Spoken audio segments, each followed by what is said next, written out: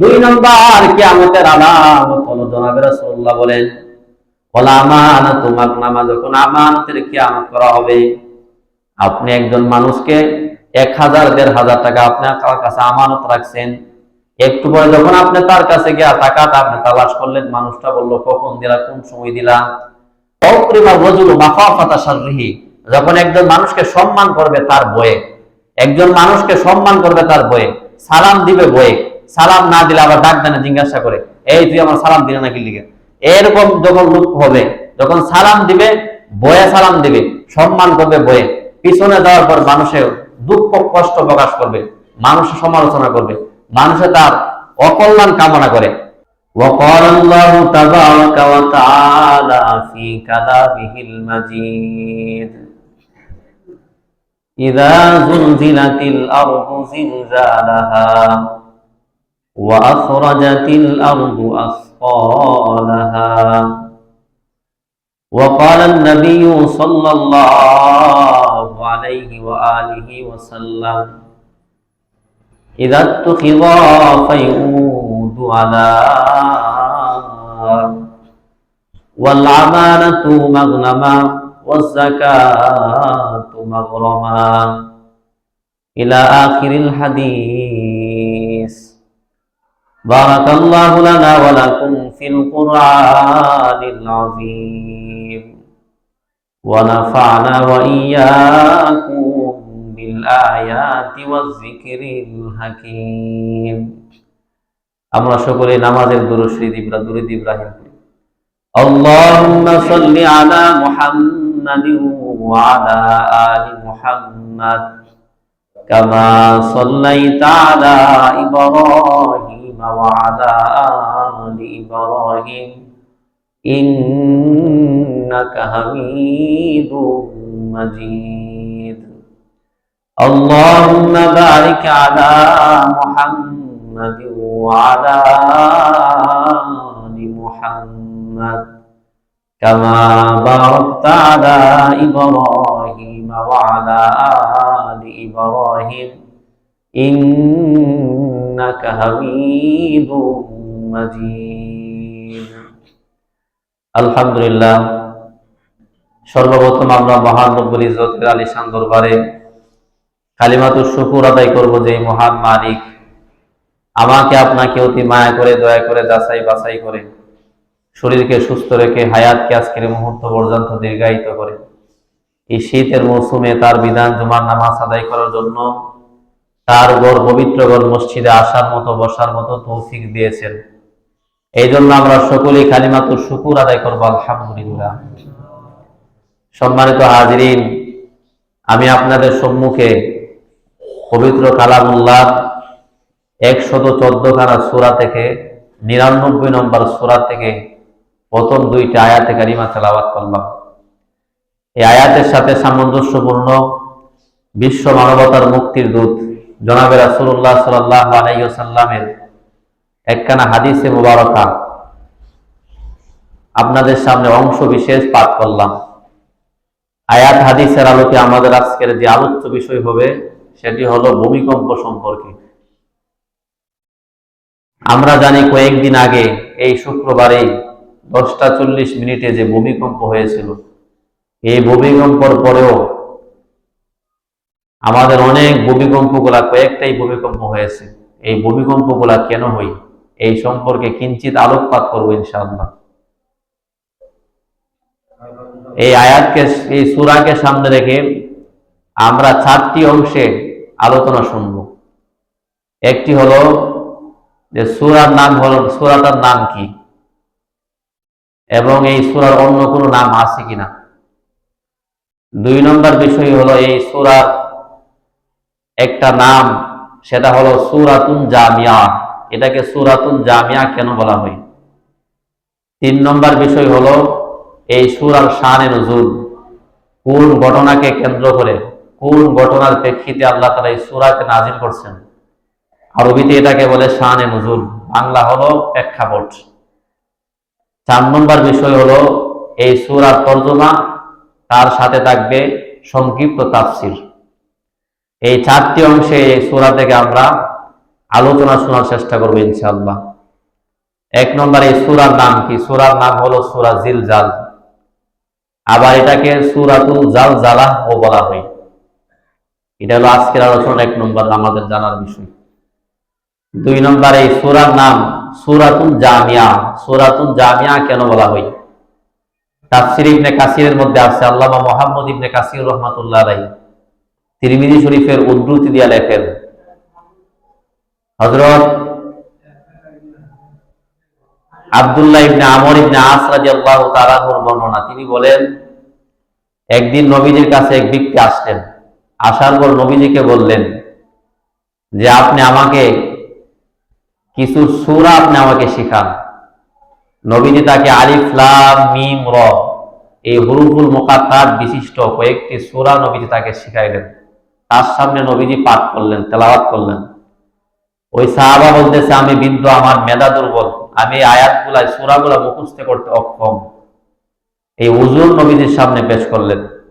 নবীজি আবার তাকে হামিম এই হুরুফুল মুকাত্তাত বিশিষ্ট সূরাগুলো আবার পড়াইলেন। ওই ব্যক্তি আবার জবাব দিলেন যে এটাও পড়তে আমি অক্ষম, এটা পড়তে আমি সক্ষম নই।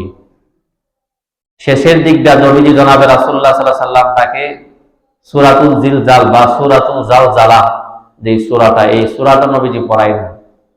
নবীজি পড়ানোর পরে সাহাবা এটা মুখস্থ করলেন। পড়ার পর উনি নবীজির সামনে ওনার অভিব্যক্তি পেশ করলেন যে আমি মরণ পর্যন্ত এই সূরার মধ্যে আমি যা কিছু পড়লাম, যা কিছু জানতে পারলাম, শিখতে পারলাম, যেহেতু ওনারা লিসান ছিল আরবি, তাদের লেহেন ল্যাঙ্গুয়েজ ছিল আরবি, তারা আরবি ভাষায় কথা বলতে পারতেন মাতৃভাষা হিসাবে। ওই সাহাবাকে সূরা শেখানো মাত্রই উনি তো ওনার এই সূরার মর্মটা বুঝতে পারছেন।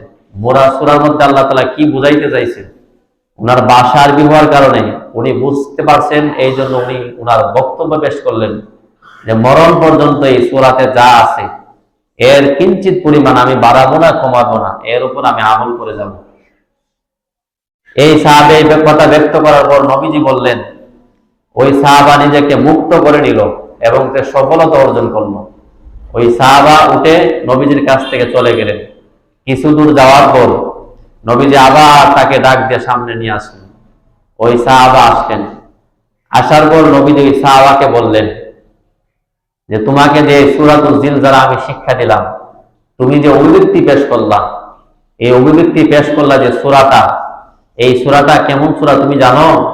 বলে সূরাটাকে, এই সূরার মধ্যে শেষের দুইটা আয়াত 7 নম্বর 8 নম্বর আয়াত, এই 7 নম্বর 8 নম্বর আয়াতের মধ্যে আল্লাহ তাআলা দুনিয়া এবং আখিরাতের ভালো এবং মন্দ, পূর্ণ এবং গুনাহ, পাপ নেক, এই সবগুলাকে সংক্ষিপ্ত আকারে আল্লাহ তাআলা এই সূরার দুইটা আয়াতের শেষের দিকে আল্লাহ উল্লেখ করছেন।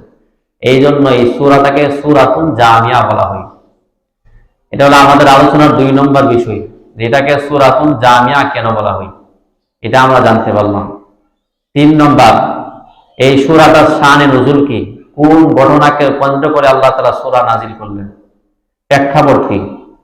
এটার প্রেক্ষাপট হলো আমাদের নবীজি জনাবে রাসূলুল্লাহ সাল্লাল্লাহু আলাইহি সাল্লাম উনি মানুষের সামনে বক্তব্য পেশ করতেন যে আল্লাহ তাআলা একদিন কিয়ামত ঘটাবেন, কিয়ামত সংঘটিত হবে, এই দুনিয়ার নিজামগুলা এলোমেলো হয়ে যাবে, এই যে আসমানের যে আকাশগুলা ভেঙ্গে ভেঙ্গে জমিনে পড়বে, জমিন তার ভিতরে যে অংশটা আছে সবগুলা বাহির করে দেবে, এই কিয়ামত হবে। এই বক্তব্যটা দেওয়ার পর কাফেররা নবীজিকে, মুসলমানদেরকে বলতো, মুসলমান সাহাবীদেরকে বলতো, তোমাদের নবী যে কিয়ামতের কথা বলে, কিয়ামতটা কবে হবে? নবীজিকে বলতো যে তুমি যে কিয়ামত সংক্রান্ত বক্তব্য আমাদের সামনে পেশ করো, এই কিয়ামতটা কখন হবে, এই সম্পর্কে নবীজিকে জিজ্ঞাসা করত। তখন নবীজি বলতেন, সাহাবীরা যখন নবীজিকে বলতেন যে ইয়া রাসূলুল্লাহ সাল্লাল্লাহু আলাইহি সাল্লাম, কাফেররা আমাদের সামনে বলে, আপনার এই বক্তব্যকে কেন্দ্র নিয়ে তারা ব্যঙ্গ করে, হাসাহাসি তামাশা করে, তারা বলে যে কিয়ামত কখন হবে, আপনি তো কিয়ামতের কথা বলেন, কিয়ামত কখন হবে এটা তো বলেন না। তখন নবীজি সাহাবীদেরকে উদ্দেশ্য করে বলতেন, খামসুন লা ইয়ালামুহুন্না ইল্লাল্লাহ, 5টা বিষয় এমন আছে কিয়ামত সহ, যে 5টা বিষয় সম্পর্কে একমাত্র আল্লাহ তাআলা জানেন, দুনিয়ার আর কেউ জানে না। বলে 5টা বিষয় কি? তখন নবীজি সাহাবীদের সামনে এই 5টা বিষয়ের সংক্রান্ত একটা আয়াত নবীজি তেলাওয়াত করে শোনাইতেন। নবীজি তাদেরকে বলতেন, সাহাবীদেরকে, বলে ইন্নাল্লাহা ইনদাহু ইলমুস সাআহ ওয়া ইউনাজ্জিলুল গায়থ ওয়া ইয়ালামু মা ফিল আরহাম। এই আয়াতের মধ্যে তেলাওয়াত করে নবীজি শুনাইতেন। এর মধ্যে একটা হলো যে ইন্নাল্লাহা ইনদাহু ইলমুস সাআহ, নিশ্চয়ই কিয়ামতের খবর একমাত্র জানেন আল্লাহ তাআলা।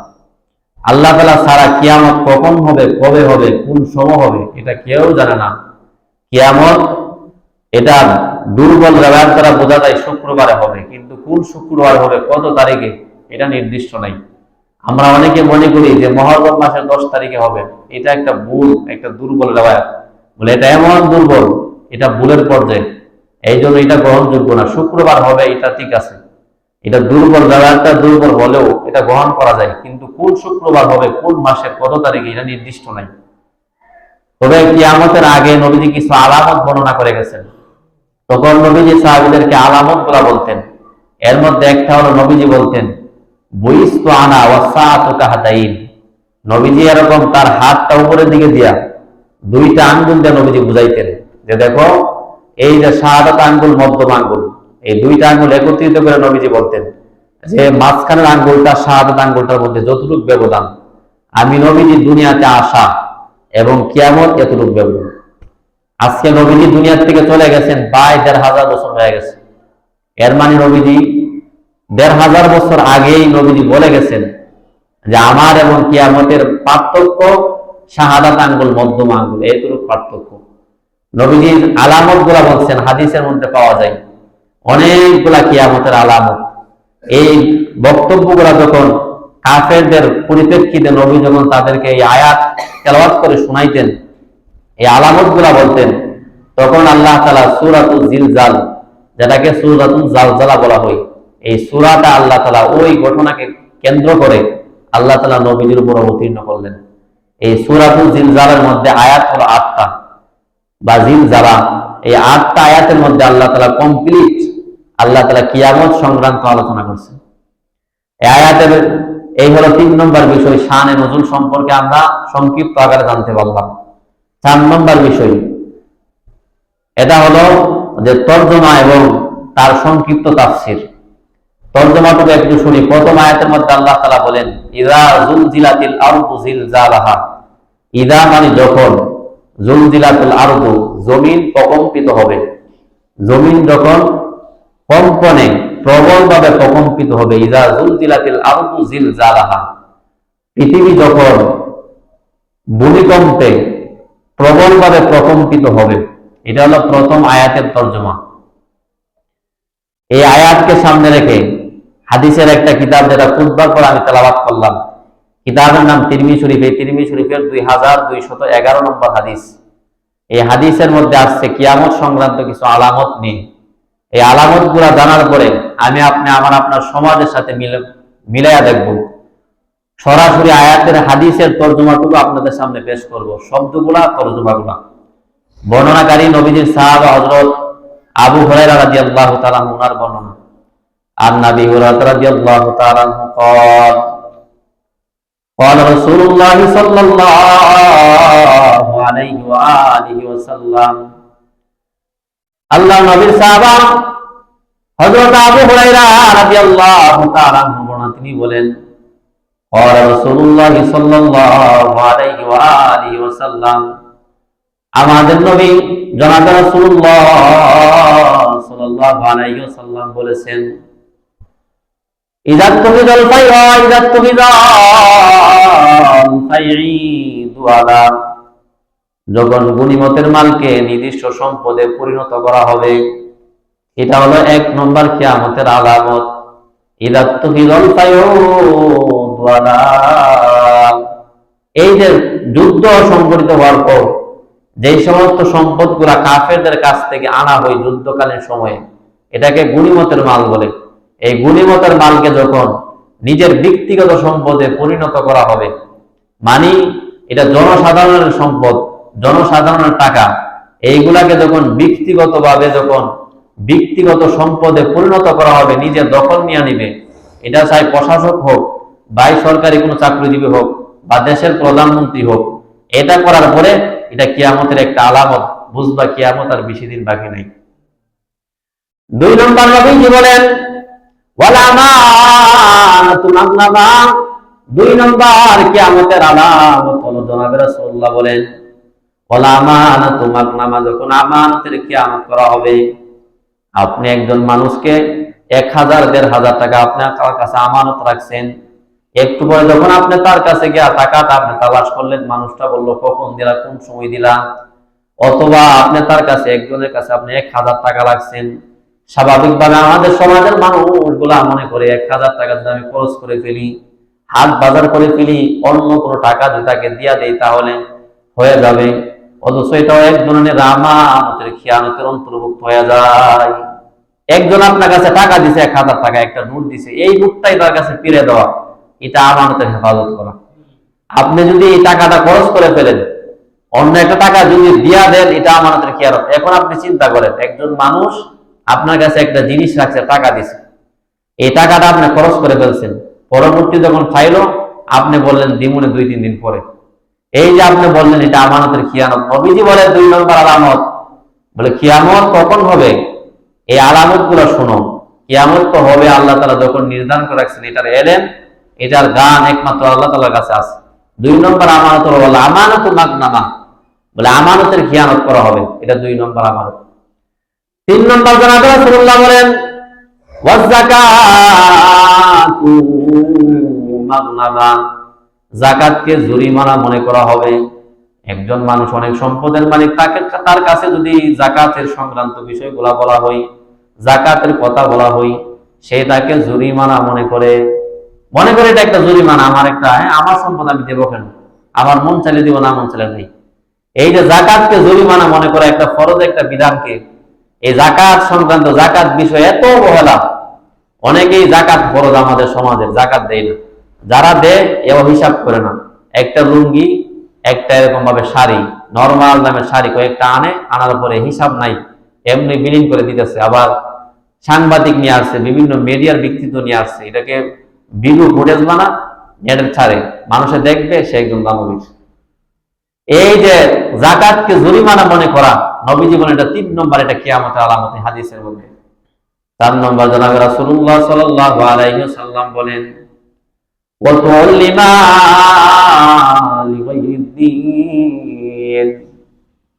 4 নম্বর নবীজি বলেন ধর্ম বিবর্জিত শিক্ষার প্রচলন সমাজের মধ্যে বেড়ে যাবে। সকালবেলা বক্তব্যগুলা বন্ধ করে দেওয়ার জন্য ডাক স্কুলের মতো শিশুদের জন্য অনেক স্কুলগুলা বাইর হয়ে যাবে। ওই স্কুলগুলা সকালবেলা 7টার দিকে সকল সন্তানরা বক্তব্যে আসবে, ওই সময়ের মধ্যে স্কুলের মধ্যে নিয়ে যাবে। স্কুলের পড়াকে মানুষের সামনে আকর্ষণীয় করে তুলবে। ওই মাতা পিতা গুলা মুসলমান হওয়ার পরেও তার সন্তানদেরকে এরকম শিক্ষা দেওয়ার জন্য কোরআন বঞ্চিত করার পরেও স্কুলের মধ্যে দিবে। জনাবে রাসূলুল্লাহ সাল্লাল্লাহু আলাইহি সাল্লাম বলেন এটা হলো 4 নম্বর আলামত। ওই আলামত গুলা যদি সমাজের মধ্যে প্রকাশ পায়, উম্মত মনে করবা কিয়ামতের আর বেশি দিন বাকি নাই। ওই সমাজের এই অবস্থাটা সামনে আসছে না এখন ইনশাআল্লাহ, আসছে। এরকম স্কুল অভাব নাই। আমি যে স্কুলের পাশে ছিলাম, এই যে বংশিদ্দা, সকালে 7টা বলে দেখলাম মা সহ এই বাচ্চার দিকে মার বেশগুলো বেশি, এই মা সন্তানকে দৌড় 7টার দিকে মক্তব সবগুলো বাদ দেন। কেন? সন্তানকে বড় শিক্ষিত বানাবে। এই জন্য আপনি শিক্ষিত বানান, আমাদের কোনো আপত্তি নাই, কিন্তু আপনার সন্তান মুসলমান, আপনি কোরআন না শিক্ষা দেয়, মক্তব বন্ধ করে আপনি যে স্কুলে দিচ্ছেন, জনাবে রাসূলুল্লাহ বলেন এই আলামতটা যখন তোমরা প্রকাশ পাইবা, তোমরা যখন দেখতে পাইবা, তখন মনে করবা কিয়ামত আর বেশি দিন বাকি নেই। 5 নম্বর যে বিষয়, এটা একটা আজীব একটা জিনিস, বলে এটার মধ্যে মাশাআল্লাহ অনেকে আক্রান্ত। নবীজি বলেন জনাবে রাসূলুল্লাহ সাল্লাল্লাহু আলাইহি ওয়াসাল্লাম 5 নম্বর আলামত হলো আর-রাজুলু ইমরাতা, স্বামী তার স্ত্রীর পূজা করবে। স্ত্রী যেমনি বলে স্বামী কেমনি চলবে। স্ত্রী যদি বসতে বলে বসবে, দাঁড়াইতে বলে দাঁড়াবে, স্ত্রীর কথা মতো স্বামী নাচবে। এই যে স্ত্রীর কথা মতো স্বামী চলবে, বেশিরভাগ মেক্সিমাম পরিবার স্ত্রীর কথা মতো স্বামী চলে। স্ত্রী অনেক কিছু বললে মাথা গরম থাকে, ওই মাথাটা, ওই গরমটা যার ইমাম সাহেব মুয়াজ্জিন সাহেবের কাছে আইসা, ইমাম সাহেব মুয়াজ্জিনের কাছে আইসা এই গরমটা যারে। এই কারণে দেখবেন তো বেশিরভাগ যেদি উলামা কেরামের সাথে বেশি বেশি খারাপ ব্যবহার করে, আলেমদের সাথে যারা রং ব্যবহার করে, এর বেশিরভাগ দেখবেন তো খবর নিয়ে দেখবেন তার বিবি, তার নেতা মানে বিবির কথা মতো উদ্বোস করে। এই রোগে আক্রান্ত যেগুলা, এটা হলো 5 নম্বর। নবীজি বলেন এমন যখন হবে মনে করবা কিয়ামত বেশি দিন বাকি নেই। 6 নম্বর নবীজি বলেন ওয়াক্কা যখন মার অবাধ্যতা করা হবে, মার অবাধ্যতা করা হবে, মাকে সম্মান করা হবে না, মার জন্য কোনো মহাব্বত কোনো মায়া থাকবে না। অথচ মা আপনাকে আমাকে 10 মাস 10 দিন গর্ভে ধারণ করছে, মা আপনাকে আমাকে কোলে নিয়ে লালন পালন করছে শীতের মৌসুমে। ওই মা আপনি যখন মার পাশে বসে আপনি যখন প্রস্রাব করে দিতেন, মা আপনাকে আরেক পাশে নিয়ে শোয়াইত, আবার প্রস্রাব করলে মা আবার কোলের বুকের মধ্যে নিয়ে নিত। মা নিতে কষ্ট করার পরেও এক মুহূর্তের জন্য আপনাকে আমাকে কষ্টের মধ্যে মা রাখে নাই, ওই মার অবাধ্যতা করা হবে। এটা হলো 5 নম্বর বিষয়। এটা হলো 6 নম্বর। 7 নম্বর যে জনাব রাসূলুল্লাহ সাল্লাল্লাহু আলাইহি ওয়াসাল্লাম বলেন 7 নম্বর যে আলামত, এই 7 নম্বর আলামতটা হলো ওয়াদনা সদিক, বন্ধুদেরকে আপন মনে করা হবে, বন্ধুদেরকে কাছে টানা হবে। বন্ধু বান্ধব যারা, ভাইয়ের বন্ধু যারা, তাদেরকে কাছে মনে হবে, মনের যত কথা আছে বন্ধুদের কাছে পেশ করা হবে, বন্ধুদের কাছে শেয়ার করা হবে। বলে ওয়াদনা সদিক, এটা হলো 7 নম্বর। বন্ধু বান্ধব যারা আছে তাদেরকে কাছের মহাব্বত করে কাছের মনে করা হবে, তাদের সামনে নিজের জীবনের ব্যক্তিগত বিষয়গুলো পেশ করবে।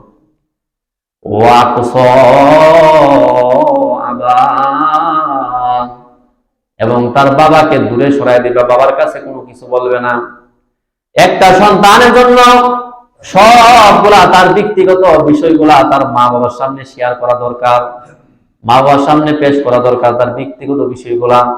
আজকাল মাতা পিতার সামনে এরকম ব্যক্তিগত বিষয়গুলা শেয়ার না করে বন্ধু বান্ধবদেরকে করে, বন্ধু বান্ধবরা উল্টা পাল্টা পরামর্শ দিয়ে সন্তানগুলো নষ্ট হয়ে যাইতেছে। এই জন্য জনাব রাসূলুল্লাহ সাল্লাল্লাহু আলাইহি ওয়াসাল্লাম বলেন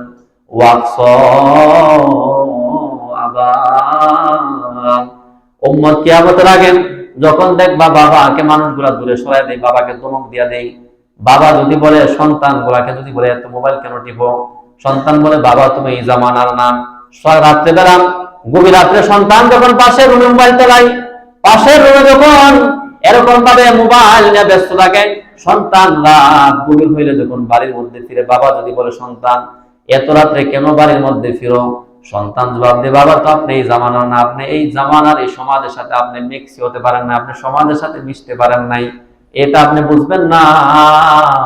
এইগুলা বলে বাবাকে দূরে সরাই দিবে। নবীজি বলেন 8 নম্বর যদি বাবাকে দূরে সরাই দেওয়া হয়, বাবার কথা মূল্যায়ন না করা হয়, বাবাকে ধমক দিয়ে দিয়ে বুঝবা কিয়ামতের আর বেশি দিন বাকি নাই। এটা 8 নম্বর আলামত। বলে বাবা বাবাকে এরকম ভাবে দূরে সরাই দিবে। 9 নম্বর নবীজি জনাব রাসূলুল্লাহ সাল্লাল্লাহু আলাইহি ওয়াসাল্লাম বলেন 9 নম্বর যে একটা বিষয়, এটা খুব আশ্চর্যজনক একটা বিষয়, আপনি সমাজের মধ্যে মিলাই দেখবেন এটা মিলে নি। জনাব রাসূলুল্লাহ সাল্লাল্লাহু আলাইহি ওয়াসাল্লাম বলেন 9 নম্বর যে বিষয়, জনাব রাসূলুল্লাহ সাল্লাল্লাহু আলাইহি ওয়াসাল্লাম ওয়াজাহারাতিল আসওয়াতু ফিল মাসাজিদ, মসজিদের মধ্যে হট্টগোল বেড়ে যাবে, মসজিদের মধ্যে হইচই বেড়ে যাবে, আওয়াজ বেড়ে যাবে। আজকাল এরকম ভাবে বারবার আপনাদেরকে আমাদেরকে এরকম নিষেধ করা হয় মসজিদে কথা বলবেন না, চতুর্দিকটা বিভিন্ন এরকম ভাবে লেখনির মাধ্যমে বলার মাধ্যমে মানুষদেরকে বলার মসজিদে বলবেন না, মসজিদে নামাজ পড়ার জন্য মুরব্বী আসার পরেও মসজিদে কথা বলতে বলতে সারাটা মসজিদের মধ্যে একটা হট্টগোলের একটা বাজারের মতো হয়ে যায়। এই যে একটা স্বভাব আজকাল থেকে আপনি মনে করেন এটা কিয়ামতের আলামত। আমাদের মসজিদও মোটামুটি ভালো আওয়াজ হোক, আজকের থেকে এটা শোনার পরে এটা একটা কিয়ামতের আলামত। 9 নম্বর নবীজি বলেন জহারাতিল আসওয়াতু ফিল মাসাজিদ, মসজিদে যখন হট্টগোল বেড়ে যাবে, আওয়াজ বেড়ে যাবে, তখন মনে করেন এটা কিয়ামতের আলামত। এটা হলো 9 নম্বর।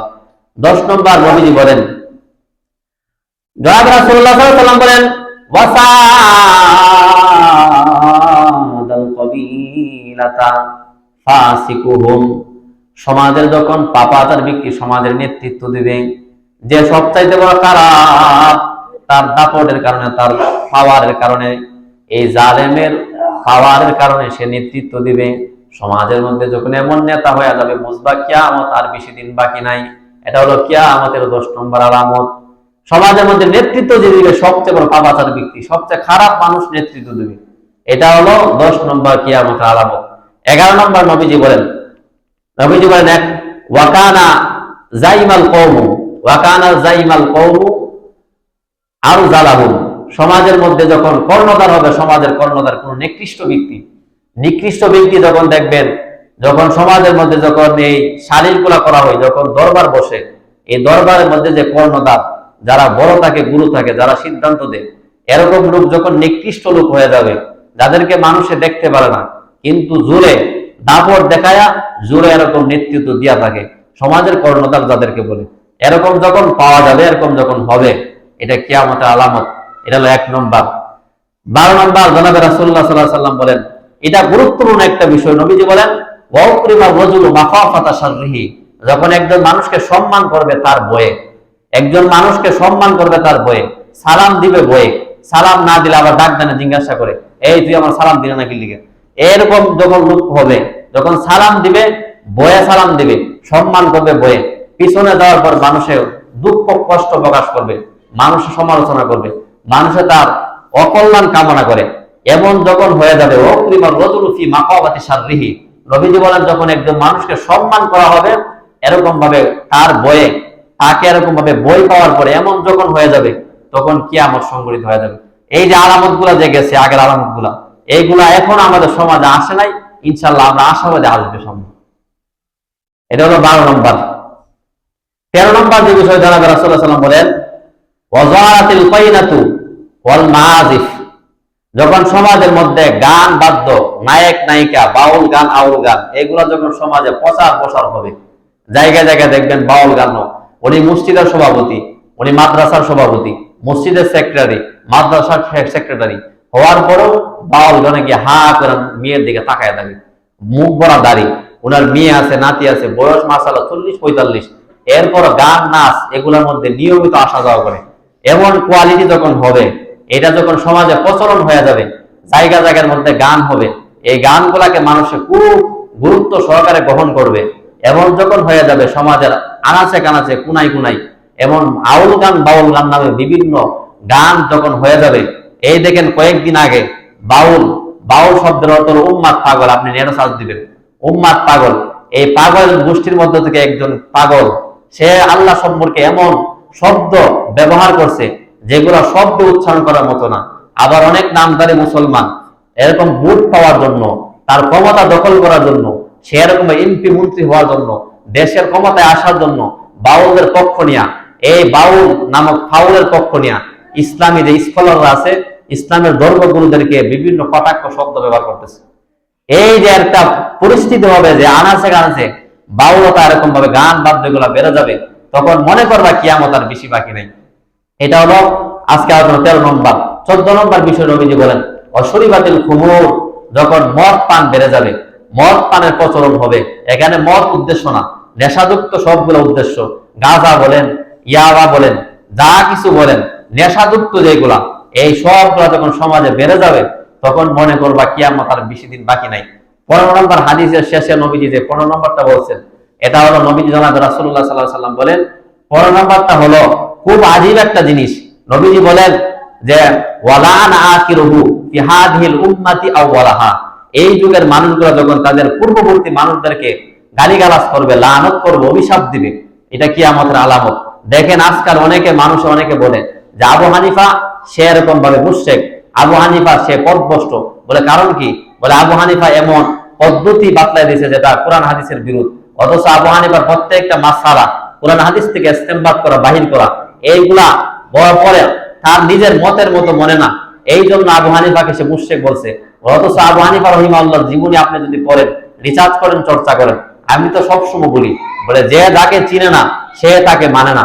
আবু হানিফা রাহিমাহুল্লাহ উনার প্রত্যেকটা মাসআলা ইস্তেমবাদ করার ক্ষেত্রে যেই সতর্কতা অবলম্বন করছেন, উনি প্রত্যেকটা ওনার মাসআলাগুলোর ক্ষেত্রে উনি আগে কোরআন থেকে দলিল দিচ্ছেন, হাদিস থেকে দলিল দিচ্ছেন, ইজমা কিয়াস চারটার উপর পরিপূর্ণ দৃষ্টি রেখে উনি একটা মাসআলা বলছেন। ওই মাসআলাগুলো আসার পরে ওনার মন মতো না, ওনার নিজের সাথে বনে না, এই জন্য উনি ফতোয়া দিয়া দিছে যে আবু হানিফা রাহমাতুল্লাহ মুশরিক। হানাফি মাযহাব অবলম্বন করা এটা একটা বেদাত, বলে মাযহাব মানা যাবে না। তাহলে আপনি একটা মানেন, কোরআন শরীফের মধ্যে আয়াতের মধ্যে আছে, বলে ফানকিহুমা তাওবালাকুম মিনান নিসাই মাসনা ওয়া সুলাসা রুবা, আল্লাহ তাআলা বলেছেন তোমরা বিবাহ করো, অতঃপর 2টা, অতঃপর 3টা, অতঃপর 4টা। এর মানে আল্লাহ বলছে যে একটা বিবাহ করার পরে তুই নিজে বসে থাকতে পারবো না, বলে 2টা করতে হবে, চিন্তা করতে হবে যদি আল্লাহর হুকুম মানতো।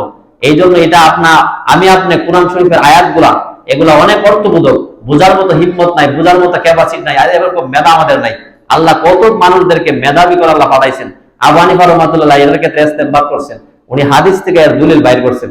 বলে যদি আপনি সরাসরি কোরআন মানতে চান আপনি মানতে পারবেন না, সরাসরি হাদিস মানতে চাইলে মানতে পারবেন না। কোরআন হাদিসের অনেক বিষয়গুলা, অনেক সূক্ষ্ম বিষয়গুলা, এগুলা বুঝতে হলে ওলামা হযরতদের অবশ্যই পদাঙ্ক অনুসরণ করতে হবে। এই জন্য নবীজি দেখেন গত জুমাতে একটা হাদিস দিছিল, নবীজি বলছে তোমরা 4 সাহাবীর থেকে কোরআন শিখো। এর মানে কি? সাহাবী তো অনেকে আছে, কোরআন শরীফ অনেকে পারে, 4 জনের কথা এই জন্য বলছে যার তার কাছ থেকে দিন শিখতে পারবে না। যদি শিখো পথভ্রষ্ট হবা এবং অন্য নিজেও পথভ্রষ্ট হবা, অন্যকে পথভ্রষ্ট করার জন্য নিজে পাগল পারা হয়ে যাবে। এই জন্য এমন হওয়া যাবে না। বলে আবু হানিফা রাহমাতুল্লাহ এটা বলে যে পরবর্তীরা গালিগালাজ করবেন। আমাদের সমাজে অনেক ইসলাম লেবাস দামদারি অনেকে আবু হানিফা রাহমাতুল্লাহকে নিয়ে, আলে হাদিস নামের অনেক ভাইরা আবু হানিফা রাহমাতুল্লাহকে নিয়ে 4 মাযহাবের ইমামকে নিয়ে কটাক্ষ করে। নবীজি বলেন এটা যখন সমাজের প্রচলন হয়ে যাবে, যখন প্রকাশিত হয়ে যাবে, মনে করবে এটা কিয়ামতের আলামত, কিয়ামত বেশি দিন বাকি নাই। এই 15টা আলামত যদি প্রকাশ পাই, হাদিসের শেষের দিক দিয়ে নবীজি বলেন ফালইয়ারতাকিবু ফি হাদিহি যালিক, বলে এই আলামত গুলো যদি প্রকাশ পেয়ে যায়, এই যে 15টা আলামতের কথা বললাম, নবীজি বলে এই 15টা আলামত প্রকাশ পাওয়ার পরে তোমরা এরকম ভাবে অপেক্ষা করো। বলে কি এর অপেক্ষা করবা? বলে নবীজি বলেন হামর রিহান হামর, গরম বাতাসের অপেক্ষা করো। গরম বাতাস আরম্ভ হয়ে যাবে। আগেকার দেখছেন, আমরাও দেখছি, বৈশাখ মাসের মধ্যে যখন দুপুরের সময় আসতো একটা মৃদু একটা বাতাস এরকম ভাবে আসতো, আসার পর দেখা গেছে কৃষকরা কাজ করার পরে এই আরামের বাতাসটা শান্তিতে বসে থাকতো। আজকাল কিন্তু এই বাতাসটা পাওয়া যায় না, গরমের সময় এই বাতাসটা আসে না। এই যে একটা আরামদায়ক বাতাস বলে এই বাতাসটা চলে গেছে, গরমের তীব্রতা বেড়ে গেছে। বলে এটা কেন? গুনাহের কারণে, এই আলামত গুলা প্রকাশিত হওয়ার কারণে।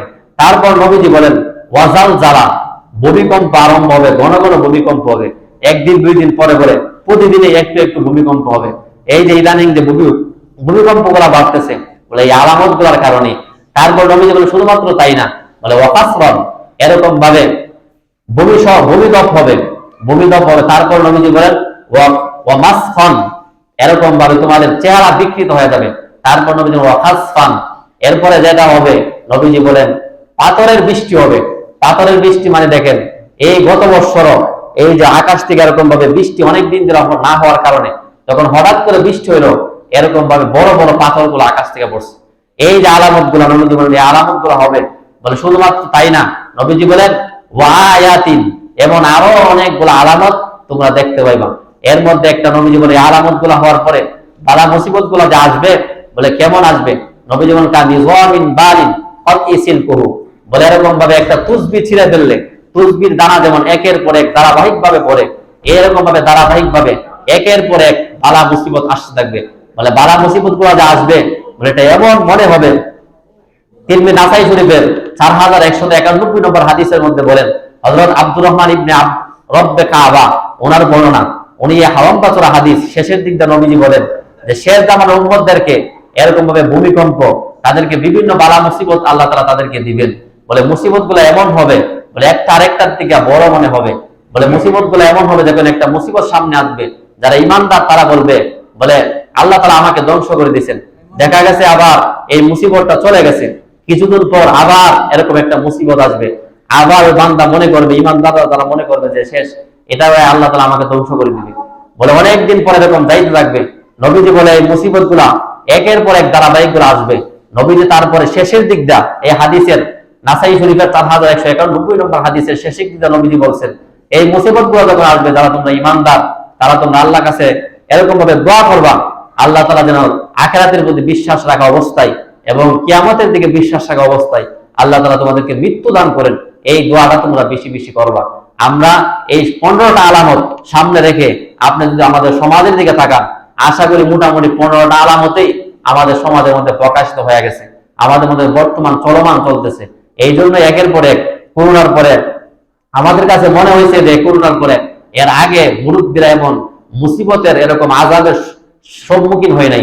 এই করোনার পরে আবার ভূমিকম্প, আগে একটু একটু ভূমিকম্প হইতো, শুক্রবারে 10:40 যে ভূমিকম্প হয়েছে, এর দ্বারা মানে ভূমিকম্প মোটামুটি 1 দিন 2 দিন পর পর ভূমিকম্প হইতেছে। এর মানে সংকেত যে ইমানদার তোমরা ফিরে আসো। আল্লাহ আমাদের সবাইকে সকল প্রকার বাড়া গুনাহ থেকে, বিশেষ করে এই যে 15টা আলামত, এই আলামত থেকে যদি আমরা ফিরে না আসি, আমাদের নিজের কপাল খারাপ। কারণ আমরা যদি ফিরে না আসি, নবীজি বলে গেছেন এই 15 আলামত থেকে যদি আমি আপনি ফিরে না আসতে পারি, আমার আপনার সবচাইতে বড় কপাল করা হতভাগা।